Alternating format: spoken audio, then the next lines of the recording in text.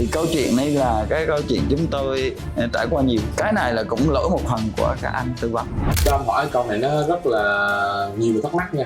Đó là đối với cái công trình mà thiết kế thì khi vẽ ra thì khách hàng lại thay đổi, xong lại đổi theo kiểu phong cách nhà khác, thì không biết là đối với bên mình thì khách hàng được quyền đổi và chỉnh sửa bao nhiêu lần? Thì câu chuyện này là cái câu chuyện chúng tôi trải qua nhiều. Cái này là cũng lỗi một phần của các anh tư vấn. Chúng tôi cần những cái đồng điệu từ các anh thiết kế đến chủ đầu tư, phải đồng điệu ngay từ đầu. Thì phải tư vấn, sau đó phải thấu hiểu chủ đầu tư muốn gì, thì lúc đó mới bắt tay vào làm thiết kế. Chứ khi mà vào thiết kế rồi, lúc đó mới hiểu chủ đầu tư, mới lần mò chủ đầu tư nó cần cái gì, thì lúc đó thì chắc chắn thì nó phải thay đổi liên tục. Và cái đó là chúng tôi không bao giờ muốn.